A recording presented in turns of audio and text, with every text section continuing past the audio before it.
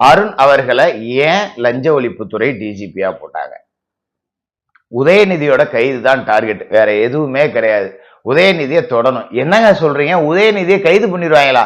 எப்படிங்க இதெல்லாம் நடக்கிறதா அப்படின்னு நீங்க கேட்கலாம். நாளைக்கு கைது நடக்க போகுது, நாளான்னைக்கு நடக்க போகுதுன்னு நான் சொல்லல.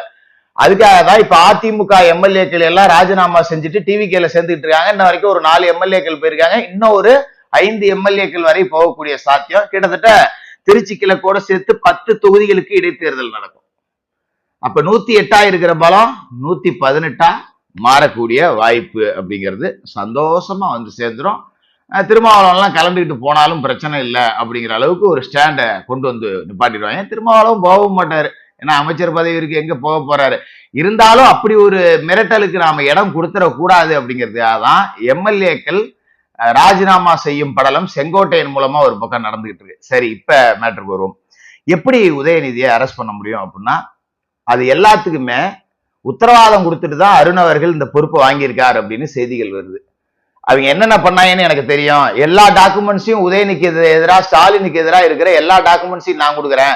அவங்கள ஸ்கெட்ச் போட்டு கார்னர் பண்றதுக்கு என்னென்ன பண்ணணுமோ அத்தனையுமே நான் பண்றேன். நீங்க டாஸ்மார்க் வழக்குல இந்த நிறைய 42 எஃப்ஐஆர் வந்து வாபஸ் வாங்கப்பட்டுச்சு பாத்தீங்களா? இப்ப மறுபடியும் எஃப்ஐஆர் போட்டாலே போதும், ரத்தீஸ பிடிச்சி அதன் மூலியமா நூல்கோலை பிடிச்சி ஏற்கனவே விசாகன் ஐஏஎஸ் அப்ரூவர் ஆகிற மனநிலையில இருக்காரு. அதன் மூலமா உதயநிதி வரைக்கும் நாம ரொம்ப சுலபமா தூக்கிடலாம் அப்படிங்கிற முடிவுக்கு வந்திருக்காங்க. இதுக்குதான் ஆபரேஷன் ப்ளூ ஜெயண்ட்.